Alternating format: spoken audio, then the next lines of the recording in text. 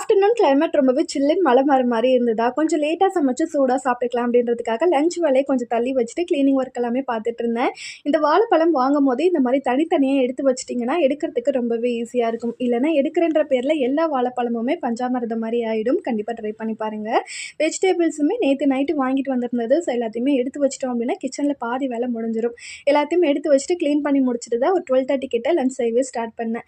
இன்றைக்கி லஞ்ச் ரொம்பவே சிம்பிள் தான். சூடாக ரசம் வச்சுட்டு கத்திரிக்காய், முருங்கைக்காய், உருளைக்கிழங்கு இது 3ம் போட்டு கிரேவி மாதிரி கொஞ்சம் பண்ணிக்கிட்டோம் அப்படின்னா சாத்துக்கூடையும் சேர்த்து வச்சு சாப்பிட்லாம். இல்லைன்னா ரசத்தை கூட வச்சு சாப்பிட்றதுக்குமே ரொம்ப நல்லாயிருக்கும். 2 in 1 ரெசிபி மாதிரி ஆகிடும் இல்லையா? ஸோ அதுக்காக ரெடி பண்ணியிருந்தேன்.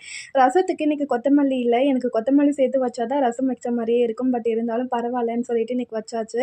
இந்த ஃப்ரைக்கு பார்த்தீங்கன்னா வெறும் மிளகாய் தூள், மஞ்சள் தூள், அதுக்கப்புறம் உப்பு இவ்வளோ தான். வேறு எதுவுமே வந்துட்டு சேர்க்க வேண்டாம். இதுவே ரொம்ப நல்லாயிருக்கும். கண்டிப்பாக ட்ரை பண்ணி பாருங்கள். வீடியோ பிடிச்சிருந்தா கண்டிப்பாக லைக் பண்ணிவிட்டு சப்ஸ்கிரைப் பண்ணிக்கோங்க. பாய்.